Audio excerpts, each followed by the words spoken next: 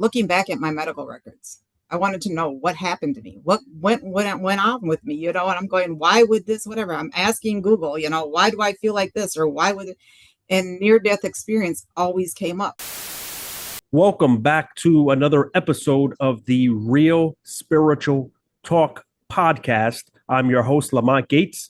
Today, my guest had a near-death experience that brought an absolute profound change to her life. Joining us today, ladies and gentlemen, is near-death experiencer Crystal Johnson. Crystal, welcome to Real Spiritual Talk Radio. Thank you. Thank you for having me. No problem at all, Crystal. I thank you for coming on. And first and foremost, before we get into your near-death experience that gave you this profound change and new outlook on life, why don't you first tell us, how old were you when you had this near-death experience? I was just right before I turned 50 years old. So it was about 3.5 years. Okay, so prior to having this near-death experience, were you exposed to any religious belief systems or spiritual leanings that you had? I'm part Native, so I was kind of raised traditional, but I was also raised around churches and other sort of things. I was looking, but within myself, I was always felt very spiritual, like always very connected with the earth and the animals and stuff like that. Yes, I Life understand very is well.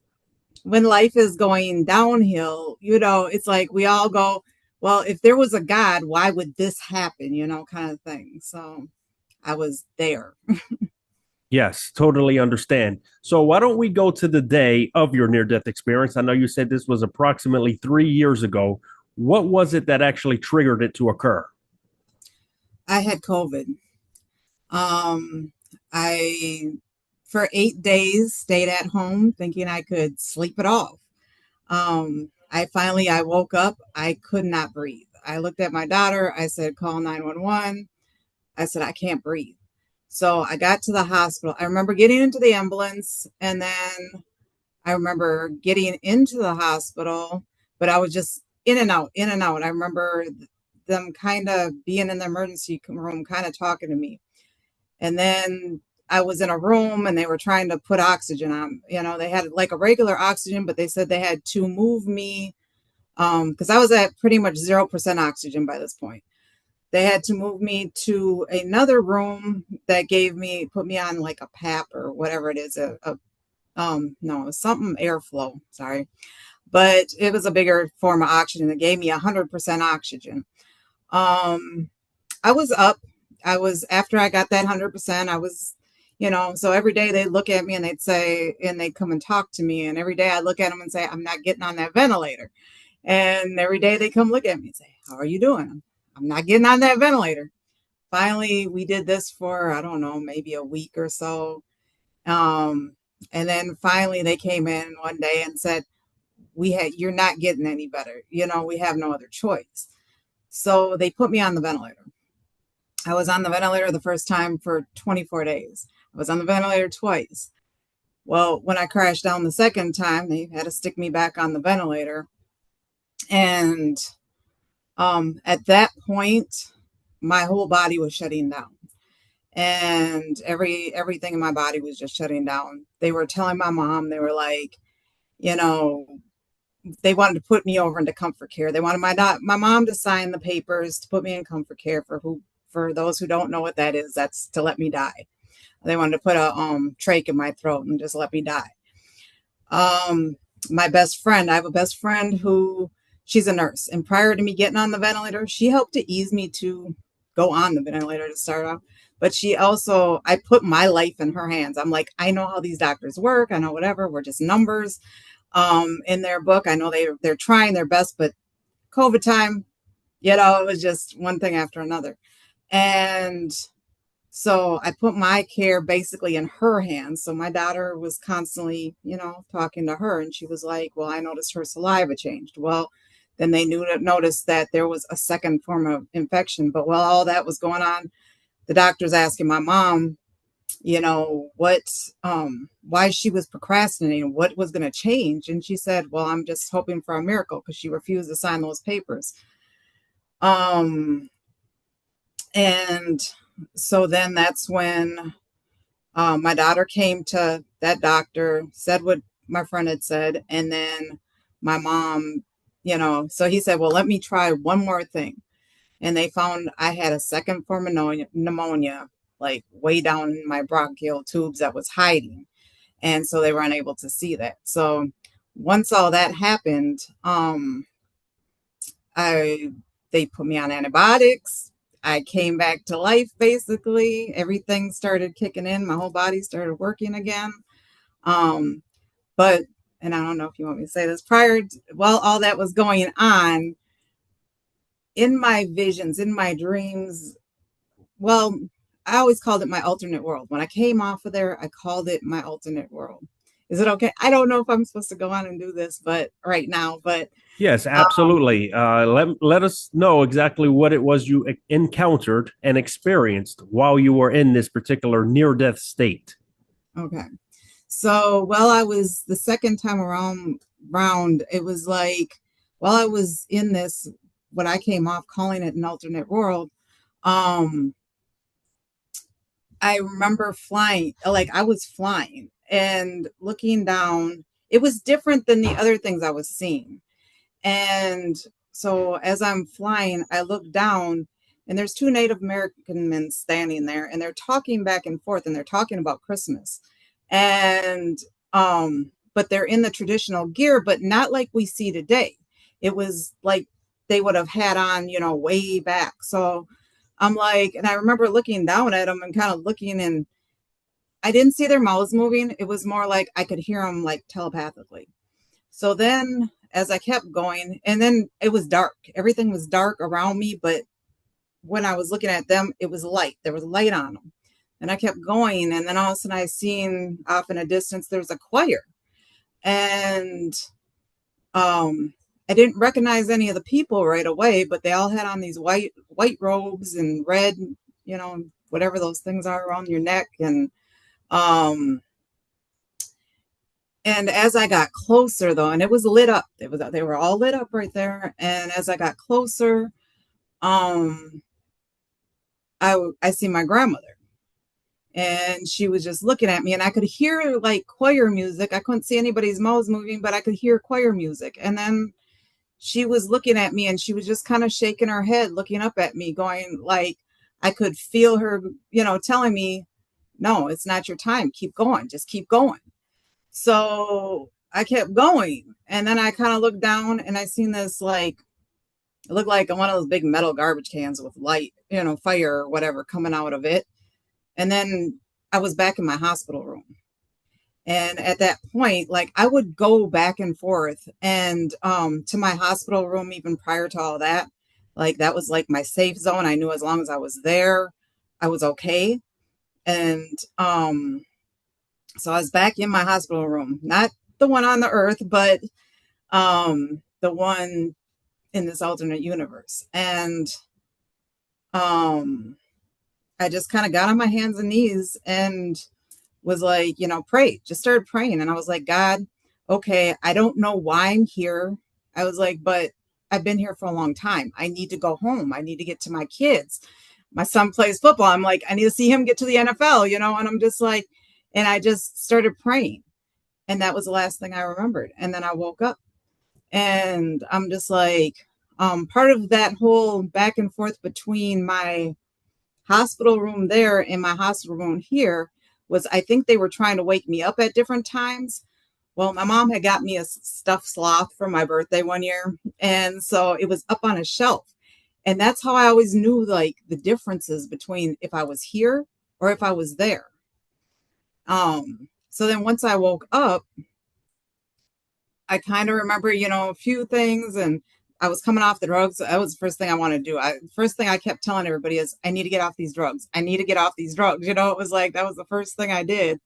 And they started weaning me, and the doctor came and he explained that, he has to wean me, and okay, fine. And I remember this doctor looking at me, and like they brought me from the ICU. They were transporting me to the new room, and I remember her looking at me like, "Do you realize how close you were?" And that I was so blessed to just be here or whatever. And it was weird to me because I didn't realize. I didn't know I was that close. I didn't even remember a lot of stuff. I remember what was going on there, but I didn't remember, even how, I didn't remember really going on the bed. I remember a lot of that stuff.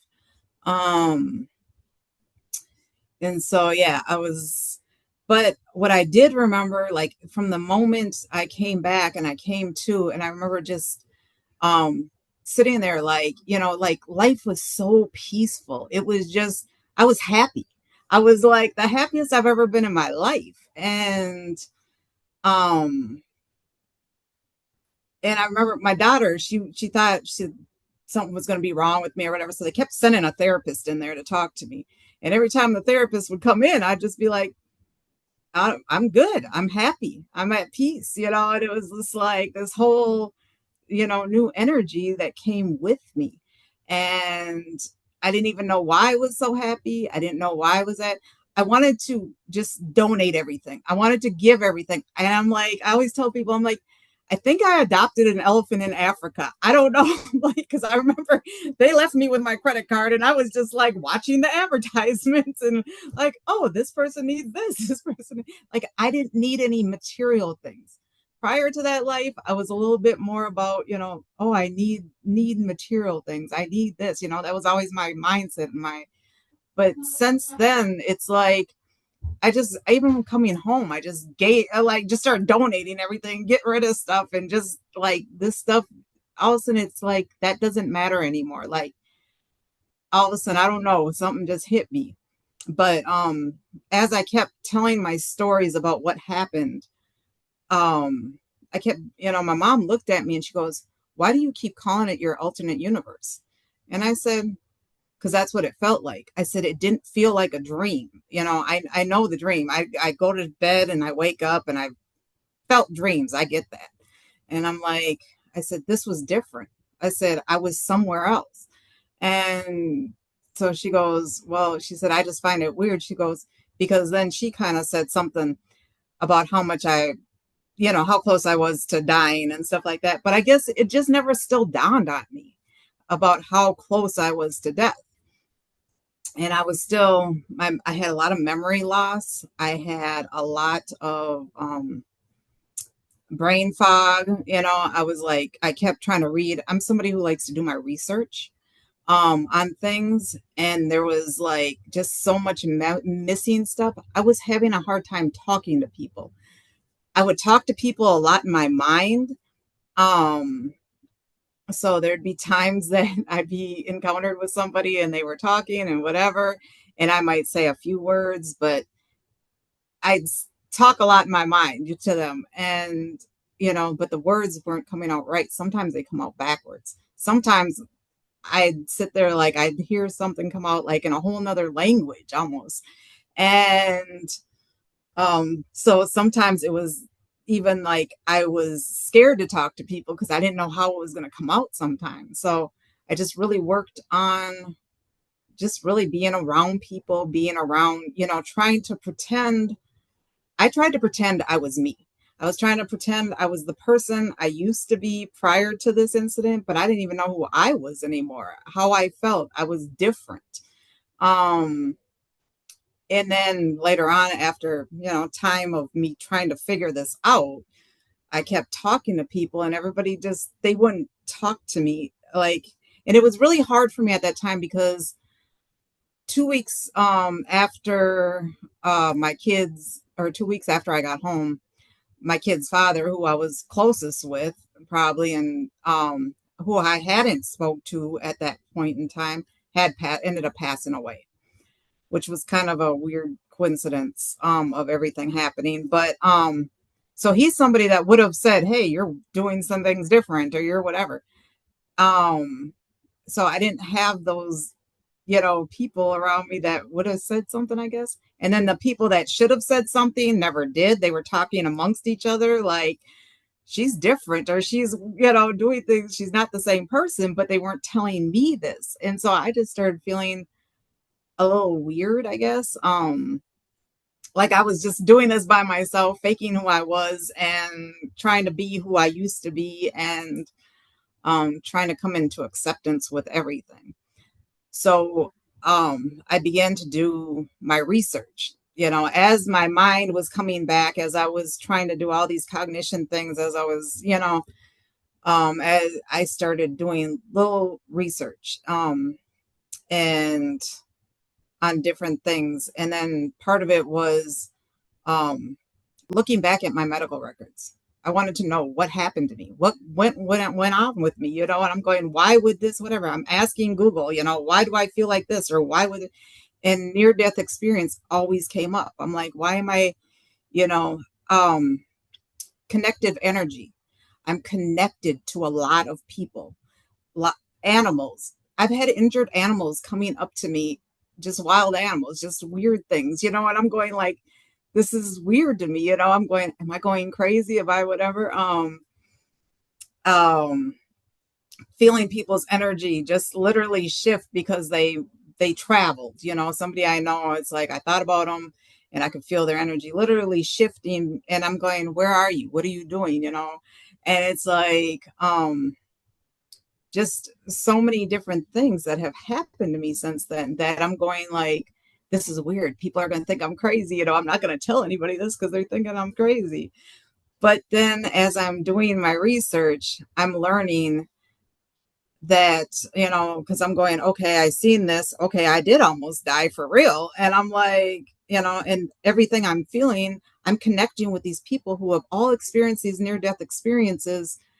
But, you know, things like where we were different, but they're having the same kind of stuff as I am, you know, this peaceful feeling, this whatever, this connecting with energy feeling. Well, you're certainly not the first to have these feelings, and I do not believe you will be the last. But you are amongst many who have had near death experiences and come back profoundly changed, as I described in the introduction. Now, if you don't mind, I'd like to go back and ask a few follow up questions because you definitely gave us a full fledged explanation of your account there and your post account. Now, originally, you said that when you were going out and you were near death, very much near death, you felt like you were floating in darkness. And it was here that you said you looked down and you saw what appeared to be two Native American entities or individuals rather talking about the Christmas holiday. Did you feel as if, I know you stated at the top of the show that you're part Native American. Did you feel that you were related to these individuals? Yeah, I actually, not at that time, I wasn't sure who they were, but later on thinking back to it, I feel like I have like a sixth and seventh grandfather who were very close, or it could have been my uncle and my sixth grandfather, um, who were very, my sixth grade uncle and my sixth grade grandfather, who were very close. And when I think back to what they looked like and what these people, what these Native men look like, that's who I feel like it could have possibly been. Um, you know, from pictures I've seen and stuff like that. But you know, they're not people I like really think about every day. I mean, I know a lot about my history, my bloodline, stuff like that, but it's not, you know, yeah, it's not people I think of every day. But yeah, I felt like that could have possibly been them, but I'm not Yeah, sure. and you said you continue to move on past this. You're still floating in this darkness. And by the way, you said when you looked at these individuals, they were enlightened, right? There was light, some sort of brightness shining upon them while you were still surrounded by darkness and just floating past, almost as if you were observing the scenes below. And then you come to a choir. You hear the music, you see the choir physically, and when you're able to zoom in, you see your grandmother there. Now, has your grandmother passed away? Yeah, she's been gone for probably a little over 20 years or so, about 20 years. And when she looked up at you and noticed you observing her, she stated what we hear very often in near death experiences, and that is, it's not your time. All right. And then you move on past there. Now I want to stop at this choir part because many near death experiencers also describe hearing beautiful music, music that they've never heard before in this earthly realm. How could you compare the music, the choir singing there that you heard, versus any kind of music you've heard here on planet Earth? It was very high, like a very high pitched, um very beautiful, very peaceful. Not like, your regular choir music. It didn't sound like that. It sounded more like just a very, like everybody was in tune with each other. Everybody was just at one tone, one voice, and it wasn't like they were singing words. It was just the music, like they were just singing music almost. Yeah, it And was. and was this audio, was it audible in your ears, or if you had any ears in this particular realm, or was it telepathic? Was it inward? It was. I could hear them like I'm hearing you talk, but it was just kind of, it was all around me. I think I didn't really think too much of it because I was like, once I noticed my grandma, it was like I wanted to talk to her. I thought, like a dream, like, when you see somebody in a dream, you want to talk to them, you want to, interact with them. And I wanted to talk to her, until she just kept, the fear on her face was like, no, just keep going, just keep going, so, um, and so, yeah, it was like, but yeah, the music though, it was, just something, I guess, that, and especially because I don't do a lot of, like, I don't go to a lot of churches. But when you hear music when you hear them at the church, everybody's got a different tone, a different voice, a different stuff. And these people, this music, I guess, because like I said, there's no words to it. It was just this beautiful tone that came out. I don't know. Like a frequency almost. Yeah. Yeah, a tone or a frequency. I hear that also from many near death experiencers as well. Now, you used the word dream a few times. Obviously, you do not feel this was a dream, but if you could describe how real this particular experience felt to you versus how real you feel right now sitting on the couch, how would you describe it? Um, it was, like I said, I felt like I was just in another universe. It was, I could, except for, um, like everything was there. Like I could feel things, I could smell things, I could hear things. Um, I just, but I had more freedom. Like I was just so free. It was like these bodies can keep us contained, and our spirits were just like, we're free to do whatever we want and go wherever we want and feel, it's like I could feel I could feel things, but not like the couch. It wasn't that solid, but I could feel the energy of people. I could feel um stuff like that. But it was, and my memory of everything is still so clear. Like that's when I think back to my previous life prior to that, I have a hard time remembering my previous life prior to that. And as time has went by, it's been harder and harder to remember. But to remember that life, it was it's almost like it was yesterday. Like it's just there. And I'm like that fulfilled my previous life. And yeah. Now, do you have a sense of time of how long you were near in this near death state? I know you said you went back to look at your medical records, and I asked this because very often near-death experiencers describe there being no time in that place, or at least it feels like there's no time, or an unequivocal amount of time. For example, you could have been dead for 5 minutes, but you probably felt like you were there for 5 years. Did you get any sense of that while you were there? Right. There was no time. No. And like I said, when I was praying, it was like by that point, I felt like I had been there for a long time. But yeah, like I said, by that point, I knew I had been there for a long time, but I didn't know how long. And, um, but I just knew, I wanted to come back to my kids. Like I wanted to come back to this earth and be here again. You talked about feeling at ease. You talked about feeling almost overjoyed, especially when you came back. It's almost as if whatever you were feeling over there kind of transferred to you when you woke up. Uh, was it difficult to tell people about where you went after coming out of this particular near death state? At first, it wasn't because I just thought it was the drugs and being on the ventilator. I didn't understand how close I was to death. But so that wasn't so much what I was afraid of telling people. It was who are the things I was feeling in this world that I was afraid to tell people because I didn't want them to think I was crazy and I wasn't understanding why I was feeling these things.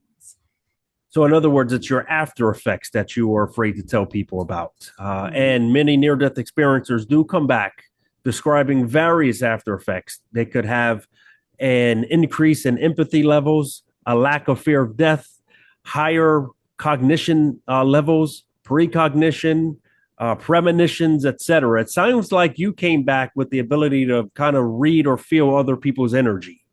Yes. Yes, and even the empathic part is, I really started really involving myself, really connecting with things, connecting with people. Um, there was another thing that you just said on there. I'm sorry, I forgot. Yes, precognition, premonitions, lack of fear of death. Premonitions. I see a lot of things.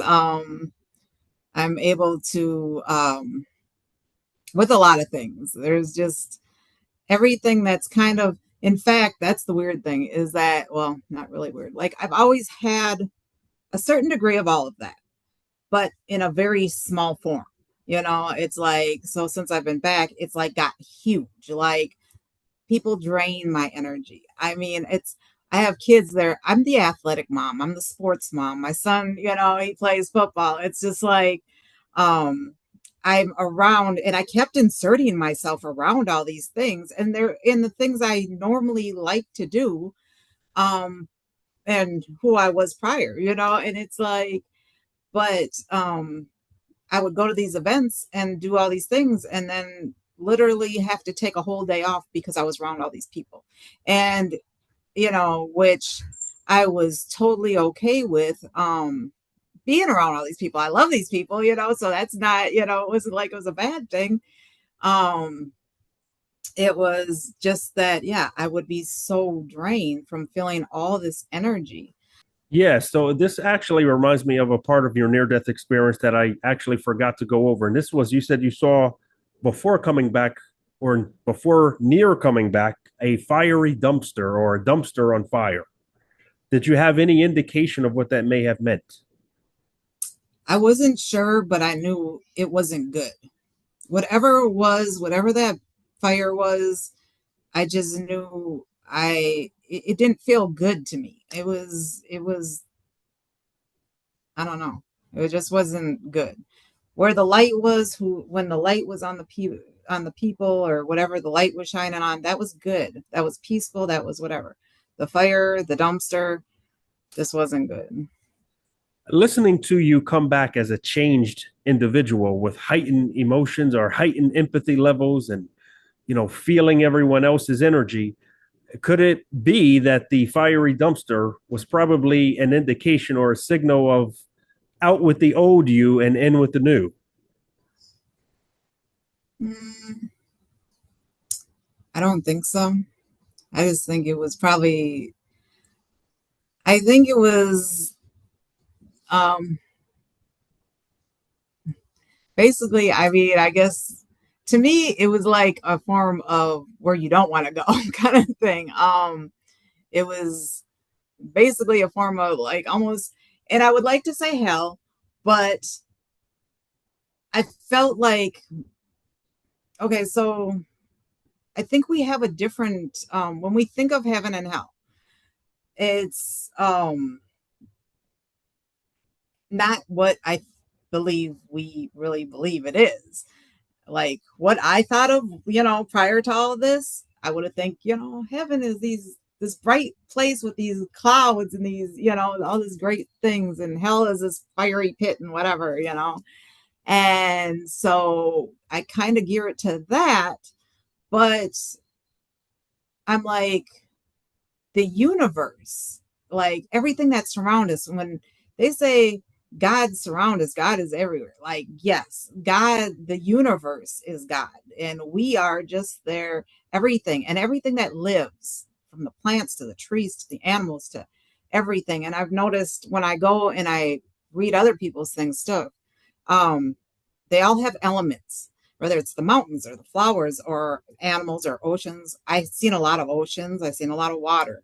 Um, we all had night skies. And so it's like we're all like that was showing us like we're all connected to this world. We're all connected to this energy, and um, so I think like the dumpster was like just it just felt like bad energy. It just felt, like I just didn't I wanted to avoid that. I just wanted to avoid it, I guess. So it was almost as if it was like a place you could go to opposite of what you were feeling. Right. Right. Gotcha. Okay. So we started the conversation off with the religious topic. I asked, were you spiritual or religious prior to having your near death experience? You said you felt a level of spirituality from within. After having this particular experience, have you engaged in any religion, or is your spiritual level the same or even higher? Oh, my spiritual level is much higher because, like most people prior to this, like I said before, I questioned if God was real. I questioned what the next life was like. There was always that question. What I felt there, what I felt now, how I feel now. Um, like I'm no longer afraid to die. I'm not. And I'm like, and I tell my kids that too, I'm like, if something happened, it's like it's okay, it's um you have it's just peaceful. But at the same time, I've learned that I love this earth. I love this life. It gave me a new appreciation for what is here, and it's like what we have here. And I think so many people miss out on what we have here. Like I was always kind of a naturalist and stuff, but and enjoyed the earth, enjoyed things like that. But now, like I just that's my peace, that's my realm, of whatever. I'm sorry, I just kind of lost your question. I just kind No, of no, no, not at all. I was just asking, and you answered it. You said you're much more spiritual now than you were prior to having your near death experience, and that it gave you a totally new outlook on life and how to appreciate the earthly realm we live in. And I agree with you 100% and wholeheartedly. I think very often we take things for granted, like the beauty of the grass, the beauty of the mountains, the curvature of the earth, the beauty of grass, etc., the birds that sing in the morning, because we're constantly moving through this fast-paced dog eat dog rat race that we're living in, chasing things that really don't matter as much as those things you just mentioned. So right. I think what you're saying right now for the listeners out there is a profound lesson for all of us to slow down and take notice of the beauty that's been here longer than humans actually walked the face of the earth for. Right. Right. And with that said, Christo, I want to thank you for coming on the Real Spiritual Talk podcast and sharing with us that absolutely encouraging near-death experience account and post near-death experience account. Thank you. No problem at all. Ladies and gentlemen, Crystal Johnson.